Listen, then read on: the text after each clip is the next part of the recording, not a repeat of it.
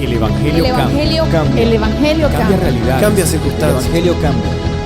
Cambia las vidas. Para bien. Y para siempre. Para siempre. El Evangelio cambia la tristeza. y la convierte en gozo. Cambia las Las familias. comunidades. Está cambiando nuestra El nación. Evangelio Está cambia. cambiando nuestra nación. La mayor experiencia del cambio para nuestra Venezuela. El cambio para nuestra Venezuela. El Evangelio cambia.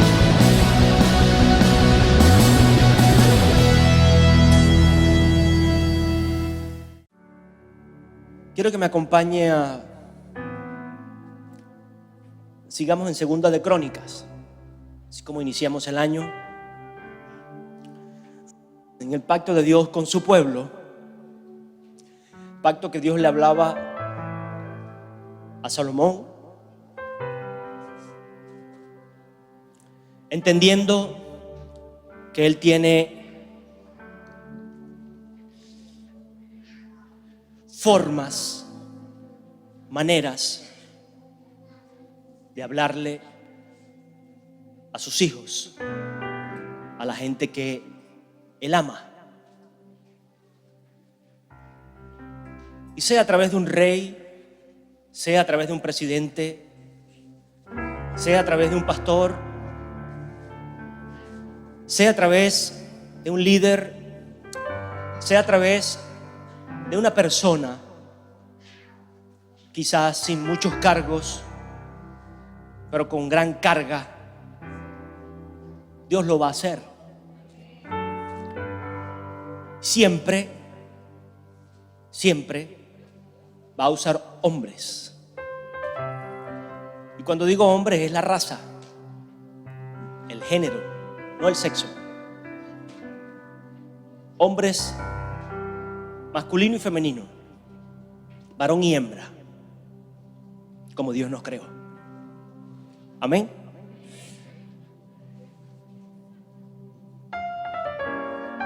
En algunas ocasiones usó y tal vez usará ángeles. Pero diga conmigo, siempre va a usar hombres para salvar hombres. Es para que usted empiece a verse como necesario aquí en la tierra. Es para que usted empiece a identificarse como importante aquí en la tierra. Es para que usted empiece a tomar una identidad de responsabilidad con lo que hace o deja de hacer aquí en la tierra. Wow. Iglesia, Dios está hablando. Es para tener identidad con las decisiones que tomamos, con lo que hacemos,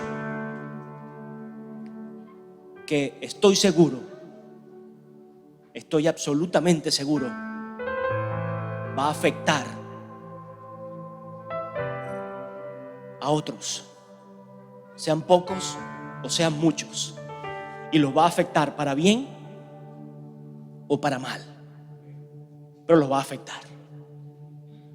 Lo que hace un hijo afecta a los padres, afecta a sus hermanos, afecta a su casa, afecta mucho más allá, su entorno. Lo que hace un padre afecta a su familia. Lo que hace un pastor afecta a su iglesia. Lo que hace un líder afecta al ministerio. Lo que hace un apóstol afecta a muchas iglesias. En definitiva, lo que hacemos nosotros aquí en la tierra va a traer una consecuencia. Amén. Entonces usted puede notar que es importante para Dios primeramente. ¿Por qué? ¿Por qué es importante para Dios?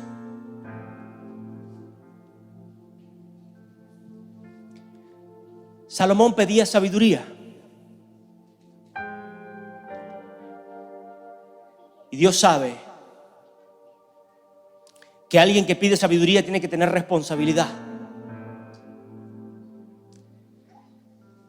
Porque a través de la sabiduría va a tomar buenas decisiones. Va a haber gente que va a querer acercarse a esas buenas decisiones. Esas buenas decisiones van a tener o van a traer riquezas. Esas riquezas van a traer gente que también va a querer acercarse a esas riquezas.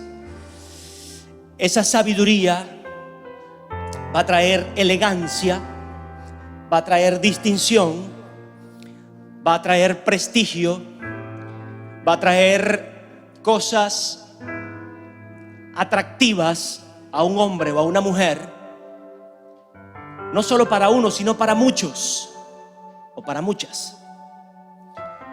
Y eso va a requerir carácter, eso va a requerir principios, estabilidad, va a requerir compromiso de la persona que lo pide, de la persona que lo anhela.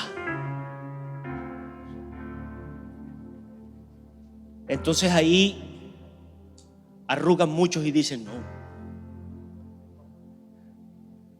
eso es mucho compromiso. Entonces mejor no pido sabiduría, mejor pido solo mi casita, mejor pido solo mi milagrito, mejor pido solo sálvame, sálvame a mí.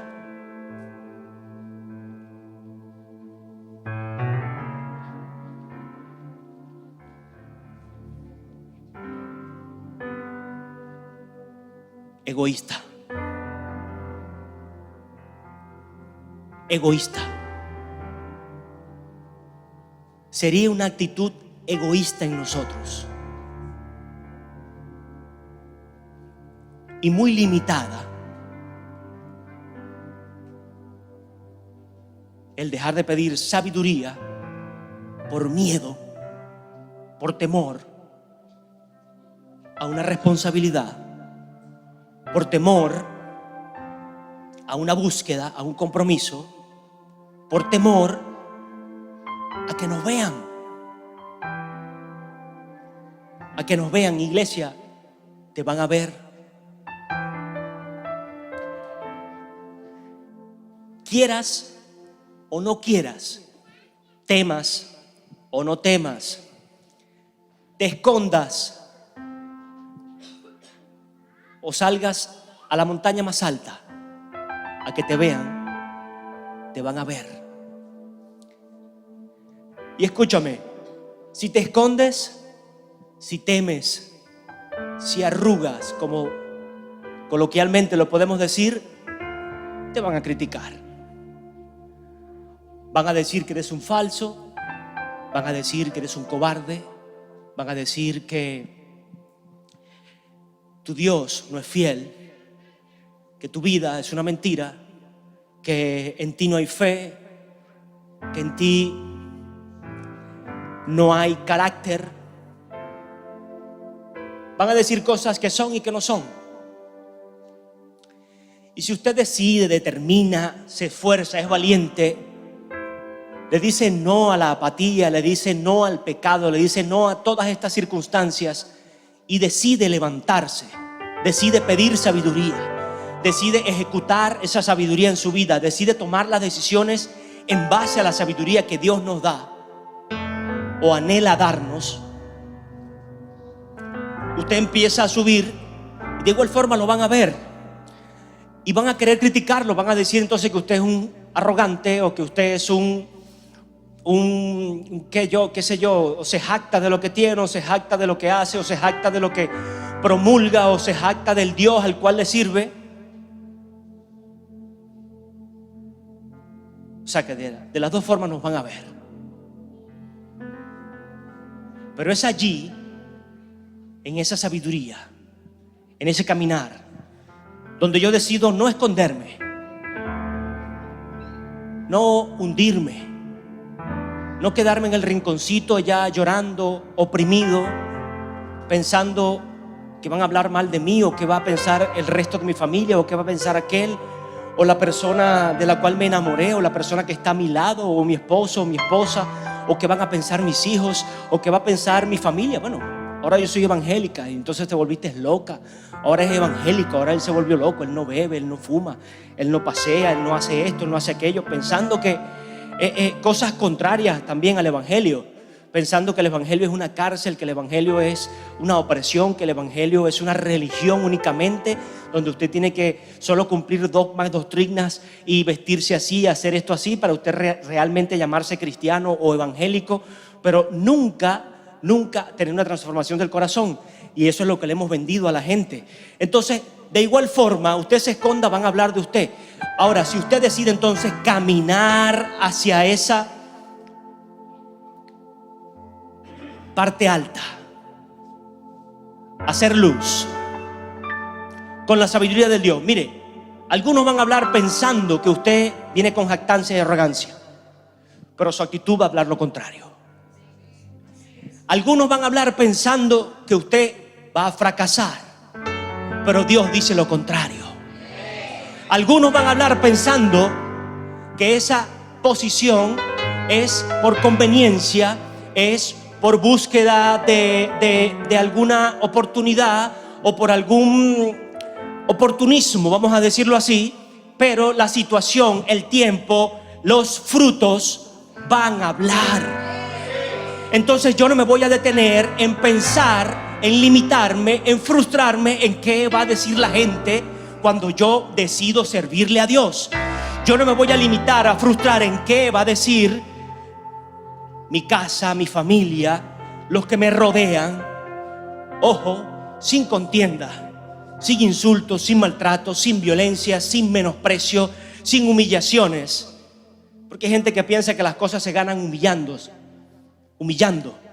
o vejando, o simplemente, bueno, esta es mi posición y ya, y no me interesa más nadie. Dios anhela un compromiso de nosotros, pero que a la par de ese compromiso esté el amor presente.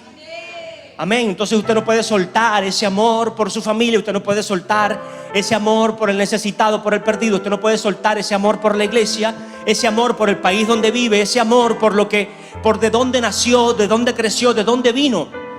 Porque Dios necesita ese amor suyo para no solo levantarlo a usted. Sí, va a ser una luz que se levanta, pero va a venir arrastrando a muchos. A muchos. ¿A muchos? ¿A quién? A los pies míos.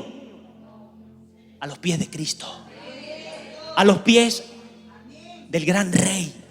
A los pies de un Padre celestial que me levantó a mí, que me dice a mí que valgo, que me dice a mí que soy alguien importante para Él y para muchos, que me dice a mí que lo que yo vista o lo que yo diga va a representar o va a repercutir en la sociedad o en mi vida misma. Entonces establece una identidad y establece en Salomón un compromiso. ¿Has pedido sabiduría?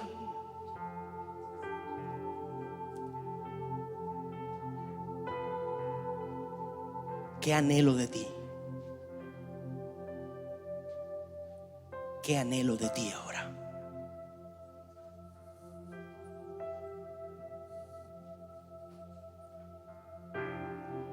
Que acerques a la gente a mi presencia.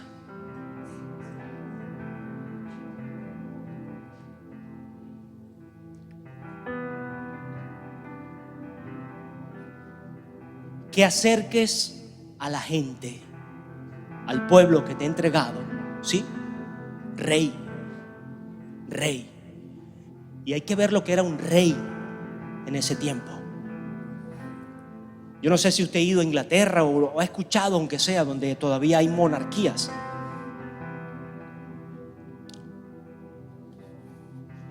Pero hoy por hoy todavía al rey, ya en una era altamente democrática, donde hay un presidente, sea bueno, sea nefasto, sea mediocre o sea sabio, pero hay presidentes. todavía la figura del rey representa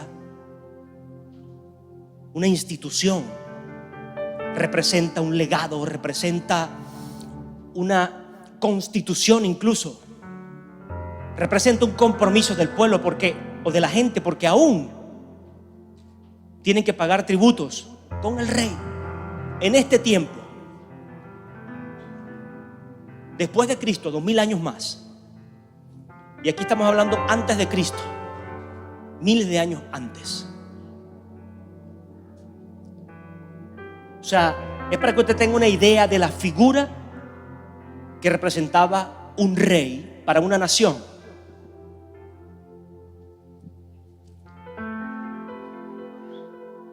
Entonces usted entiende que Dios confía en hombres, que Dios delega su autoridad, su potestad, su dominio sobre hombres. Lo hacía. Le decía a un rey: yo necesito que tú le digas a mis hijos, a mi pueblo, que si se humillan, que si oran, que si se apartan de sus malos caminos,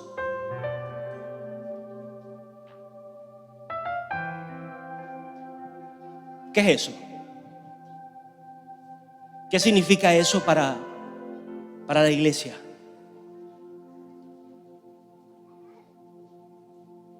Búsqueda, cercanía de Dios.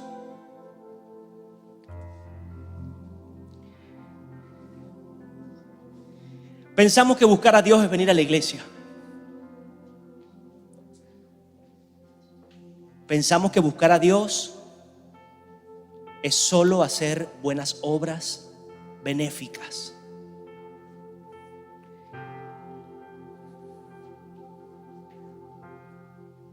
Pensamos, o podemos pensar, que buscar a Dios es aún estar dentro de un ministerio activo de una iglesia.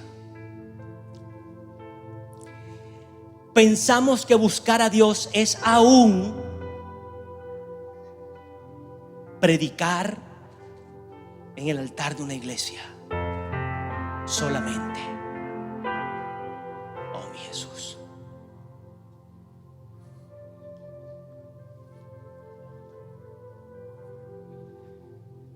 El Señor se estaba asegurando, Dios, de que el compromiso que Él estaba delegando sobre Salomón estuviera cargado de su voluntad.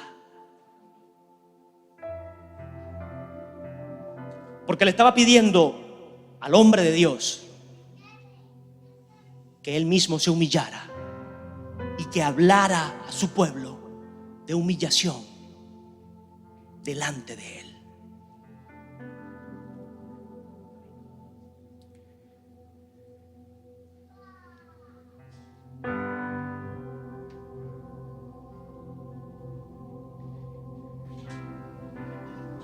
Y usted no vino a ser humillado por mí hoy. Yo no necesito humillar a nadie. Usted y yo vinimos a ser despertados por el Espíritu Santo. Porque si Dios dice, si mi pueblo se humilla y ora, es porque la oración es la señal más grande de humillación que podemos tener delante de Dios. Porque ¿cómo podemos decir que estamos humillados delante de Él?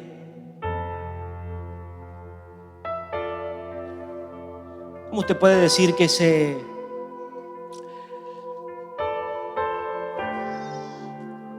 humilló delante de su esposo o de su esposa y se reconcilió? Humillarse en el buen sentido. Se arrepintió, pidió perdón, buscó restaurar.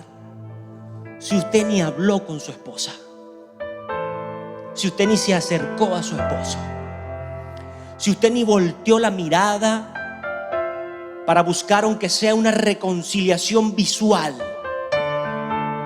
Si usted ni vio al hermano hacia atrás, porque él se sienta atrás y yo estoy aquí adelante, así que él está viendo mi espalda, él tiene que venir hasta acá para pedirme perdón. Yo no necesito voltear a buscar una reconciliación. ¿Cómo podemos decirle a alguien que realmente nos humillamos en el corazón y en ese mismo sentir nos movemos a hablar, a conversar, a dialogar, quizás a disentir en muchas cosas, pero con la intención de reconciliarnos, con la intención de que por lo menos salga todo sano, claro, entendido, si ni siquiera nos tomamos la molestia de voltear? Entonces le decimos a Dios que nos humillamos si no nos tomamos la molestia ni siquiera de orar.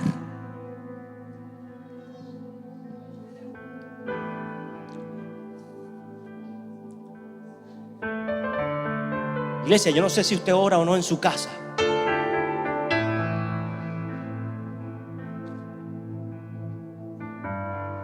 pero si entendemos que hay una responsabilidad, un país que necesita de nosotros, que necesita esa oración, que no nos congregamos aquí solamente a parlotear o a traernos los chismes del domingo, de lo que te perdiste el domingo o de cómo empecé el trabajo ayer lunes, sino que venimos un martes a clamar, a buscar, a gemir, a pedirle a un Dios vivo, a un Dios real al cual yo tengo fe, el cual me dice que tengo identidad, el cual me ama, y no solo lo dice, sino que me lo demuestra. Me lo demostró 2000 años atrás y me lo demuestra hoy, y me dice que tengo esperanza hoy, que hay oportunidad para mí hoy, que a pesar de que lo que acontece a mi alrededor, Él me rodea con su misericordia, con su favor, que se levantarán 10,000 o 1,000 contra mí, pero caerán a un lado y al otro, que podrán levantar armas hasta de fuego contra mí y ninguna va a prevalecer, que podrá venir la crisis, el embate que sea, pero Él me va a sostener, Él me va a sustentar, Él va a levantar mi espíritu, no solo mi cuerpo, no solo mi sanidad, sino mi espíritu, que es lo que mantiene vivo este cuerpo, que es lo que mantiene con sonrisa este cuerpo, con la mirada fija en algo, con los ojos brillantes. ¿Usted ha visto un muerto? Se pierde el brillo de sus ojos, ya no hay una sonrisa, porque la vida está en el espíritu. Entonces no podemos dejar de ser espirituales y llenar o alimentar lo que realmente nos va a sostener, el espíritu. Entonces no se trata de solo vivir de pan. Y cuando yo voy a orarle a mi Padre, es alimentar mi espíritu.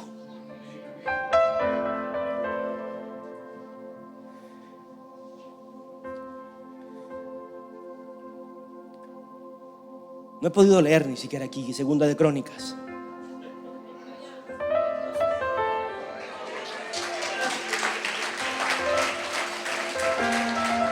Para Cristo. Para Cristo.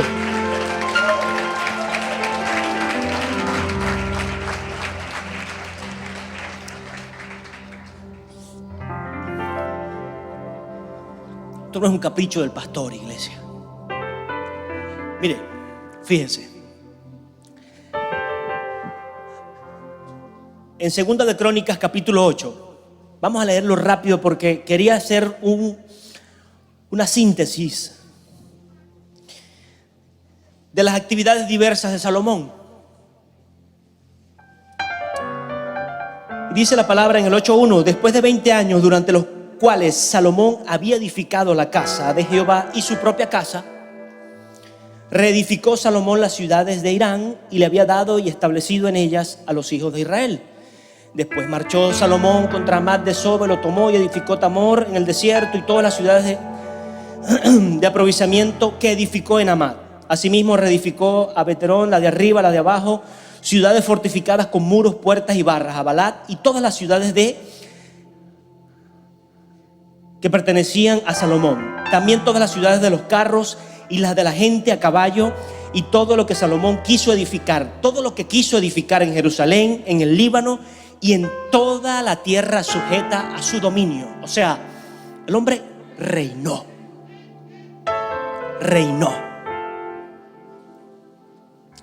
A todo el pueblo que había quedado de los heteos, amorreos, fereceos, heveos, jebuseos y que no eran de Israel, cuyos descendientes habían quedado en la tierra después de ellos, a los cuales hizo a los cuales no exterminó del todo, hizo Salomón tributarios hasta hoy. Pero no empleó Salomón a ninguno de los hijos de Israel en su obra, porque eran hombres de guerra, oficiales, capitanes, comandantes de sus carros y de caballería. Y tenía Salomón 250 gobernadores principales. 250 gobernadores principales. Imagínense el tamaño de esa nación. Hoy en Venezuela hay, no sé cuántos han inventado, pero hay muchísima menor cantidad de gobernadores. Trasladó Salomón a la hija del faraón de la ciudad de David, de la casa que había edificado para ella, pero dijo: mi mujer no habitará en la casa de David, rey de Israel, porque aquellas habitaciones donde ha entrado el arca de Jehová son sagradas. Me llama poderosamente la atención cómo Salomón mantenía un respeto a Dios aún por encima de un amor tan sagrado y tan importante como es mi ayuda idónea o la persona que está a mi lado.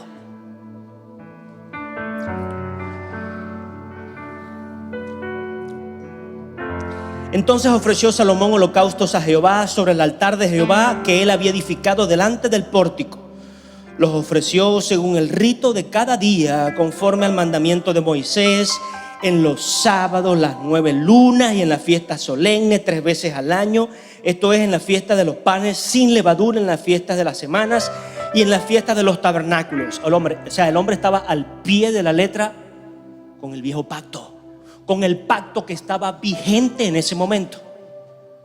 ¿Ok? Ese es antiguo pacto, pero era vigente en ese momento, porque era el pacto de Dios con el hombre. Y el hombre de Dios estaba haciendo lo necesario para mantener su integridad delante de Dios, para mantener su santidad, para mantenerse rendido delante de Dios y para que un pueblo siguiese prosperando. Amén.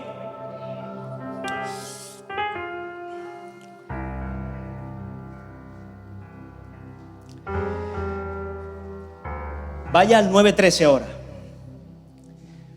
Dice: el peso del oro que recibía Salomón cada año era 666 talentos de oro. Yo no sé por qué está ese número allí. 666, no sé por qué está ese número allí, ni me tomé le soy sincero, no me tomé el tiempo para averiguar por qué esa 666, por qué ese número. Pero ese era lo que habla aquí la Biblia, el peso del oro que recibía Salomón cada año. Sin contar lo que traían los mercaderes y negociantes. Todos los reyes de Arabia y los gobernadores de la tierra traían oro y plata a Salomón. Hizo también el rey Salomón 200 escudos de oro batido, cada uno de los cuales tenía 600 ciclos de oro labrado. Asimismo 300 escudos de oro batido, teniendo cada escudo 300 ciclos de oro, y los puso el rey en la casa del bosque del Líbano. Además el rey hizo un gran trono de marfil y lo recubrió de oro puro. El trono tenía 6 gradas, un estrado de oro fijado al trono, brazos a uno y otro lado del asiento, y 2 leones que estaban junto a los brazos. Había también allí 12 leones sobre las 6 gradas, uno a cada lado. Jamás fue hecho trono semejante en reino alguno. Toda la vajilla del rey Salomón era de oro, y toda la vajilla de la casa del bosque del Líbano era de oro puro. En los días de Salomón la plata, ¿usted se recuerda lo que yo le dije? La plata no era apreciada. Todo era de oro. Usted entiende lo que viene con sabiduría.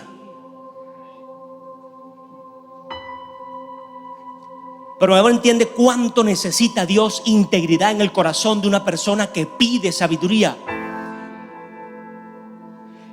Usted entiende cuánto va a venir si usted pide sabiduría, pide relación con Dios, pide integridad, pide esa, o demanda esa cercanía con Dios.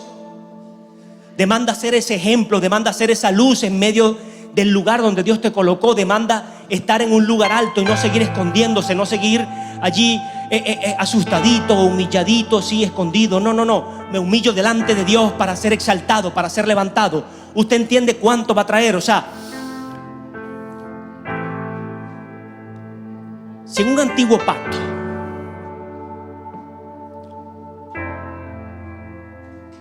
había compromiso de parte de Dios con un hombre, ¿usted cree que hoy, bajo un nuevo pacto, dice un pacto más grande, dice la palabra, un pacto perfecto, un pacto absolutamente santo? ¿Usted cree que Dios no le va a bendecir? ¿Usted cree que Dios no le va a prosperar? ¿Usted cree que Dios no le quiere a usted rodeado de favor, rodeado de su gracia, bien vestido, bien adornado, bien perfumado,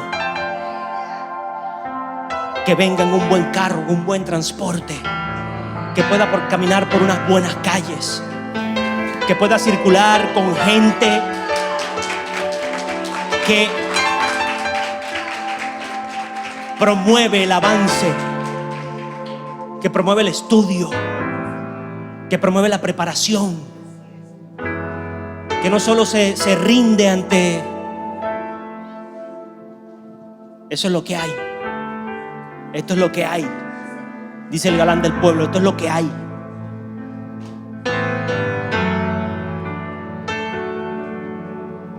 Eso es lo que Dios anhela para la iglesia. Eso es lo que Dios anhela para sus hijos. Más que la iglesia. Cuando digo la iglesia, es sus hijos. Cuando yo hablo de iglesia, no es las cuatro paredes, no es el bombillo, no es ni siquiera el sonido, no es ni siquiera los micrófonos que tenemos. Todo eso es añadidura. Entonces, cuando yo le pido a usted, o cuando el Espíritu nos anima, nos exhorta, nos dice: busca, clama. Si tú oras, yo escucho. Con un corazón sincero, yo escucho. Entonces no es capricho del pastor, no es capricho, no es que quiere más diezmos y ofrenda ese día aquí en la iglesia, no es que quiere fotos con gente más llena para ponerlas en las redes, no es que quiere llenarse de jactancia para que otros hablen o jactarse de que otros hablen. Wow, esa iglesia se llena. A personas les interesará eso, pero a mí no me interesa eso. A mí me interesa que el cielo sea conmovido con nuestra oración y se haga manifiesto aquí en la tierra. Que la tierra sea estremecida por la presencia.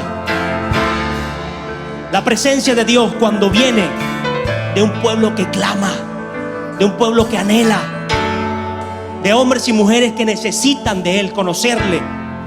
Que no solo venimos un domingo, a sentarnos a ver qué dice Dios hoy, sino que vengo con la expectativa más grande a ver qué voy a transformar o qué va a transformar Dios de mi vida hoy. Qué va a desarraigar de este corazón hoy para salir diferente. El martes hablábamos y yo entendía, ¿usted cree que Dios quiere que el presidente deje de ser presidente o que el político deje de ser político?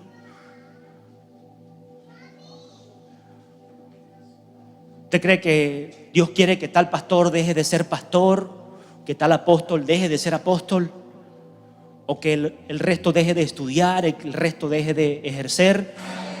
¿Usted cree que Dios quiere que los maestros dejen de ser maestros? Dios anhela es gente comprometida desde su área. Dios anhela un político que siga ejerciendo la política, pero con principios del reino, y que pueda entonces hacer justicia en la política que esté ejerciendo.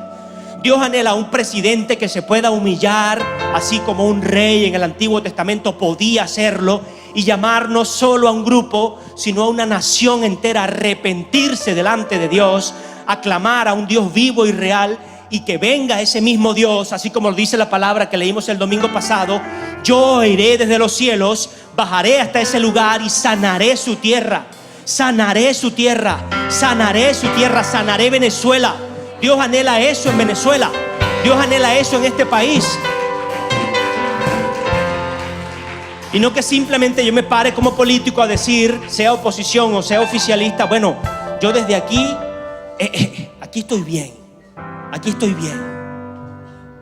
Y venga alguien a intervenir aparentemente con palabras de justicia, y simplemente cada quien se siente a su conveniencia, y aquí no ha pasado nada. Y entonces en una cúpula se gesta todo lo que un país, todo lo que más de 20 millones de personas padecen cada día. A mí me duele, iglesia. Me duele pararme y ver tantos muertos cada día, y que se salga con la cara muy lavada a decir que aquí no pasa nada. Y son muertos de los que uno escucha, más los que no escucha creo que son más.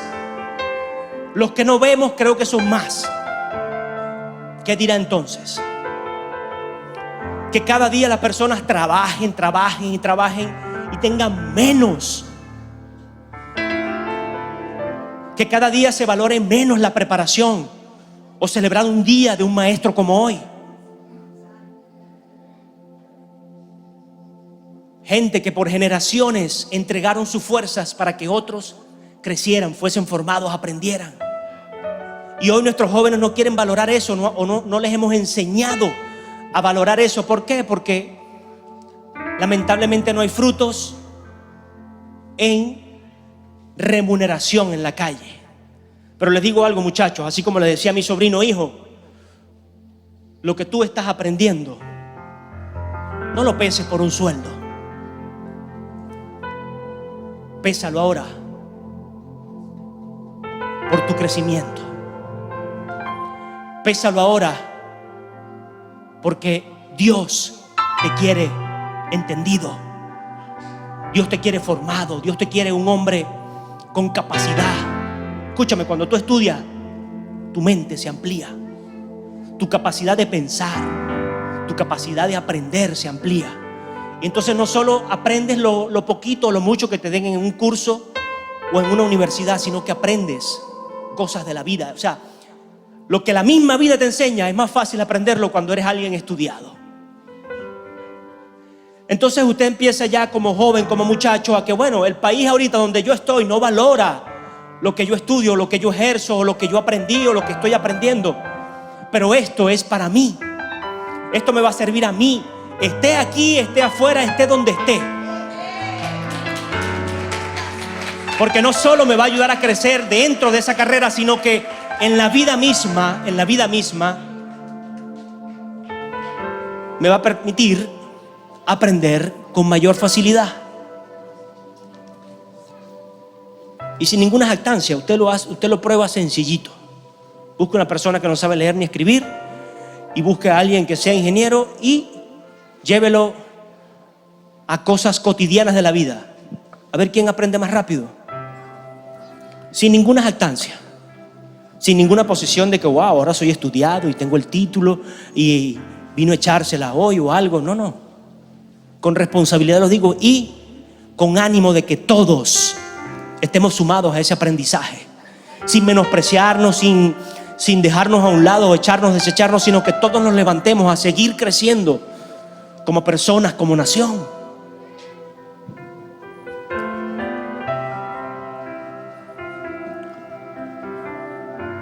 Si va a esperar que el gobierno lo valore, creo que lamentablemente se va a quedar sentado esperando. Si va a esperar que la oposición haga algo, creo que lamentablemente se va a quedar sentado esperando. Si va a esperar que el Vaticano haga justicia,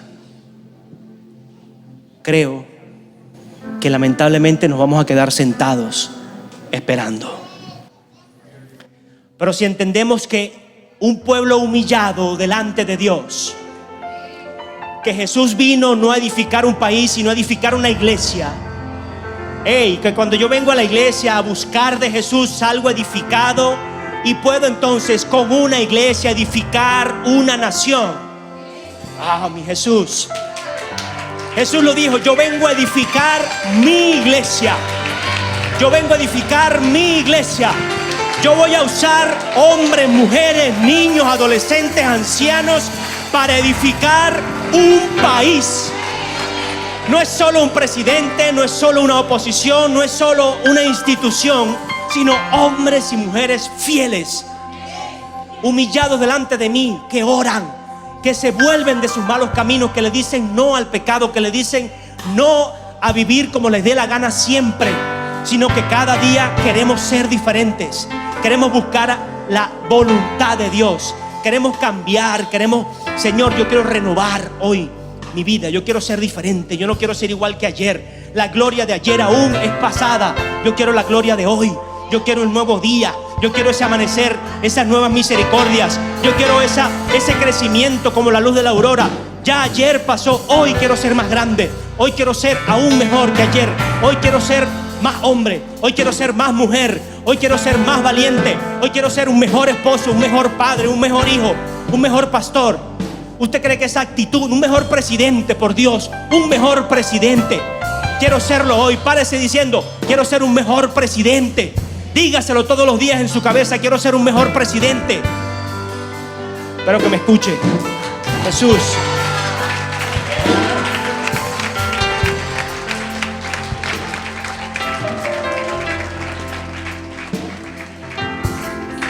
Mire,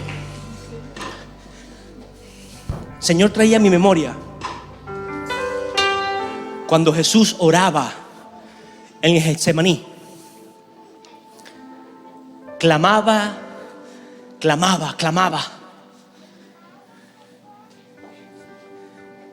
Y venía: ¿a qué le temía Jesús? ¿A qué le temía Jesús? ¿Por qué su oración? Entonces allí entiendo que necesito orar de antemano. Si Jesús lo hacía,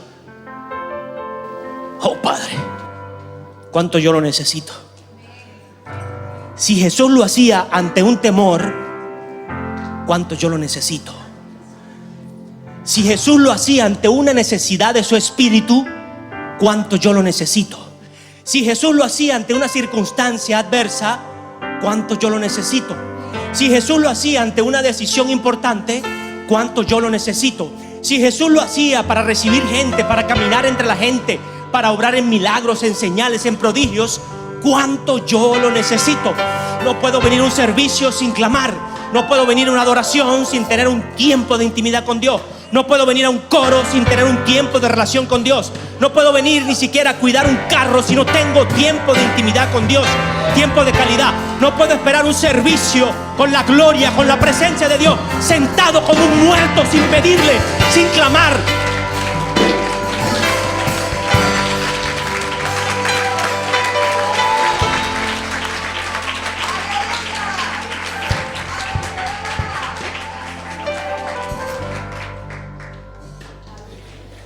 ¿Usted cree que Jesús 40 días de ayuno le temía al hambre? En medio de ese ayuno, el propio, el innombrable para algunos, el diablo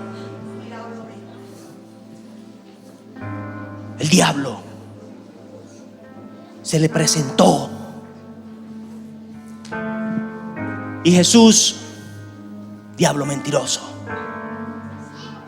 diablo engreído,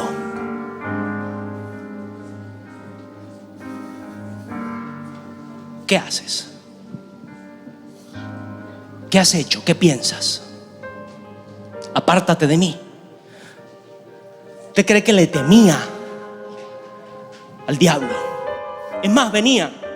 ¿Usted cree que si caminaba por las ciudades y legiones, no un solo demonio, no un solo demonito, no uno grande, uno chiquito, legiones de ángeles, de demonios, huían de su solo nombre? De él acercarse así a esta cámara y los demonios tener que huir. ¿Usted cree que Jesús le temía a los demonios? Es más, ¿usted cree que Jesús, cuando fue probado y pudo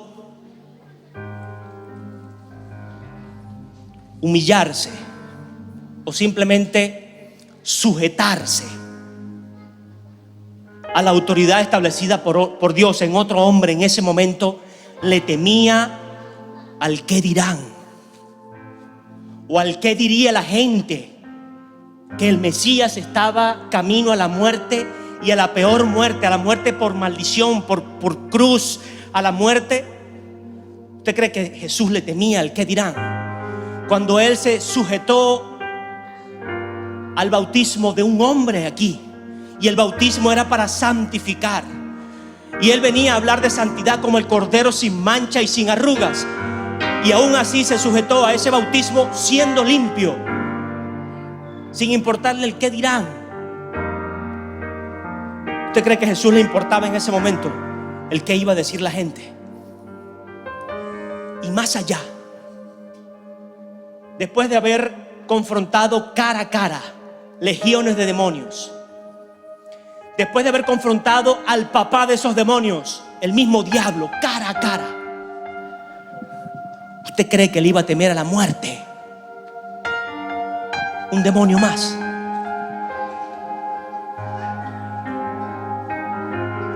No le importaba la muerte. Y venía a mi corazón: ¿qué te dolía, Jesús? ¿Qué necesitabas? Jesús sabía que iba a tener un encuentro e iba a llevar en su vida, en su propia vida, el pecado que nunca había probado, el pecado que lo apartaba de la relación más grande, de la única relación que le podía sostener, su Padre, Dios. A Jesús no le importaba Satanás, a Jesús no le importaba el que dirán, a Jesús no le importaba la misma muerte, ni lo que tenía que sufrir para llegar a esa cruz, o para llevar esa cruz hasta esa montaña. A Jesús,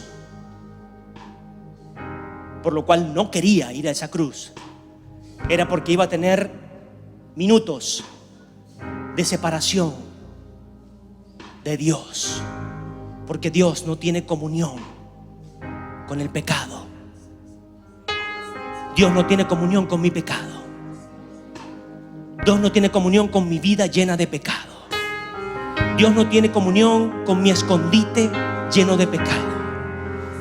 Dios no tiene comunión con mi parcela llena de pecado.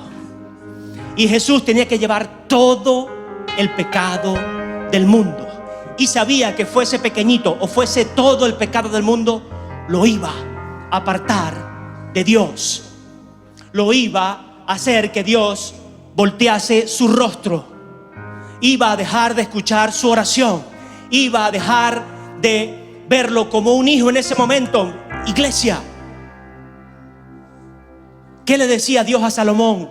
Mantén a mi pueblo cerca de mí, mantén a mi pueblo aferrado a mí, mantén a mi pueblo, a mis hijos humillados delante de mí, cerca, pidiendo como hijos, viviendo como hijos, orando, clamando, apartándose de sus malos caminos.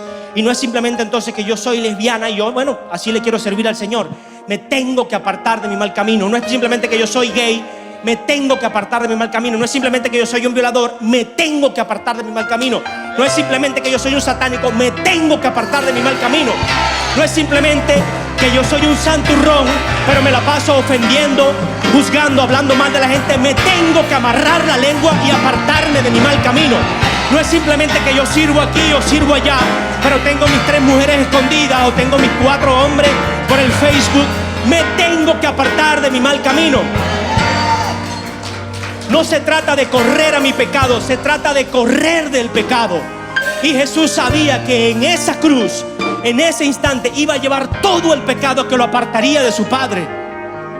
He allí el gran clamor. He allí la gran disyuntiva en su oración. Señor, si puedes, pasa de mí esta copa. Pero nos toca morir. No se haga mi voluntad. Y yo sé que nos gusta muchas veces pecar. Nos atrae. Nos llama mucho la atención. La carne muchas veces lo necesita. Pero nos toca humillarnos delante de Dios. Nos toca correr a ese altar de oración, sea en la iglesia, sea en casa, sea en el baño, sea en mi asiento, en la oficina, en el lugar donde esté, y clamar como un hijo de Dios. Se haga tu voluntad, Señor, en mi vida, y no solo la de mi carne, no solo la mía. Eso es rendirse y humillarse delante de Dios. Eso es lo que Dios oye, es lo que a Dios le agrada. Y no exaltó en lo poco al Hijo que tanto cuidaba, que tanto peleaba, que tanto anhelaba esa conexión, sino que lo exaltó en lo mucho.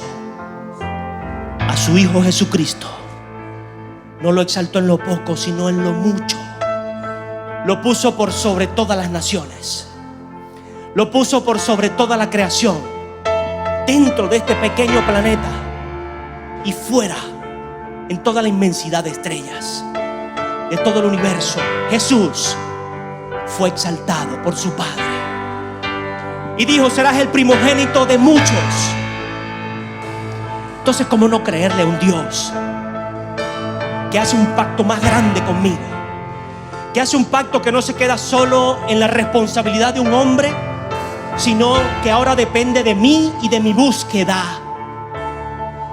Ya no quedo limitado a si el apóstol, si el pastor, si el presidente, si la institución, o si la oposición, o si este o aquel se arrepiente o se vuelve de su mal camino o hace lo correcto, sino que depende de mí. Que Dios me dice: depende de ti, de tu corazón, de tu búsqueda, de tu entrega. Como yo me voy a volver, yo voy a escuchar esa oración y yo voy a sanar tu tierra. Yo voy a sanar ese hogar, yo voy a sanar ese matrimonio, yo voy a sanar esos hijos, yo voy a sanar ese cuerpo, yo voy a sanar ese ministerio, yo voy a sanar esa iglesia, yo voy a sanar esa gente. Es más, yo voy a sanar ese país. ¿Cómo no entenderlo? Dios necesita esa iglesia que se levanta. Dios necesita esa iglesia que se instituye a servir a Dios por encima de todas las cosas, a creer en su palabra, a llenarse de fe y de esperanza, a cumplir con los principios y valores que Jesús estableció.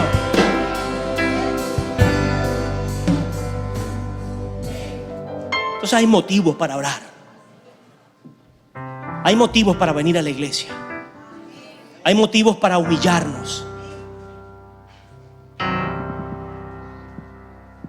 hay motivos para seguir creyendo, esperando y confiando en un Dios fiel.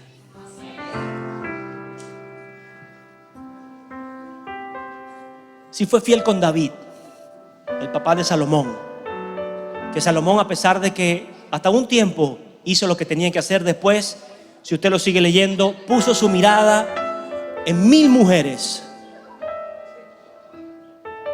No, la palabra lo dice, 700 esposas y 300 concubinas. Puso su mirada en 1000 mujeres. Yo no sé cómo usted hace con 3, pero imagínense Salomón con 1000. Bueno, parece que tenía plata para eso, ¿no? Ja. Pero nada de eso dura. Ni esa plata, ni esas fuerzas, mucho menos, ni ese oro, cuando nos apartamos. ¿Por qué? Porque su corazón, en un principio le dijo a su esposa, a su esposita, a la mujer que pagaba un precio a su lado: tú no puedes vivir allá porque eso es el lugar santísimo. Y a las concubinas y a las otras les hizo sus altares para que adoraran a sus dioses, y no conforme a eso, él se iba y las acompañaba también. Cuando corremos al pecado, iglesia, nuestro corazón lamentablemente se va a apartar de la voluntad de Dios. ¿Usted me entiende? Entonces yo no le ataco de que usted tenga esto, tenga aquello, sino quiero atacar la condición de que no lo abrace, de que no se aferre a esa situación o a esa condición de pecado, sino que huya, corra de allí, salga, así mismo ella, despavorido, salga de allí y corra a los pies de Cristo, corra a los pies de su Salvador, de su Sanador, corra a los pies del nuevo pacto, el pacto que me dice hay esperanza, el pacto que me dice no te condeno, el pacto que me dice mi sangre que derramé en la cruz, por la cual aún estuve minutos apartado de mi Padre, estuve minutos fuera de su gracia, porque Él volteó su mirada, porque no tiene comunión con el pecado. Por eso mismo ahora tú estás aferrado a esa gracia, a esa misericordia, a ese favor. Y ya no creo solo en un rey, ya no creo solo en un Salomón, no creo en un pastor, sino que creo en el Rey de Reyes. Ahora confío en el Señor de señores. Ahora no es un pacto sencillo con un hombre cualquiera, sino con el Hijo de Dios. Ahora es un pacto santo, un pacto renovado, un pacto que trasciende edades, que trasciende el tiempo, que trasciende el mismo universo, porque es ahora, hoy vigente y para la eternidad. Ah, mi Jesús, ¿cómo no abrazar a Jesús? ¿Cómo no aferrarme a sus pies? ¿Cómo no correr esa sangre que me limpia y que me dice hay esperanza? Lo viejo quedó atrás, todas las cosas son hechas nuevas en mí. Oh, mi Jesús, póngase sobre sus pies, iglesia.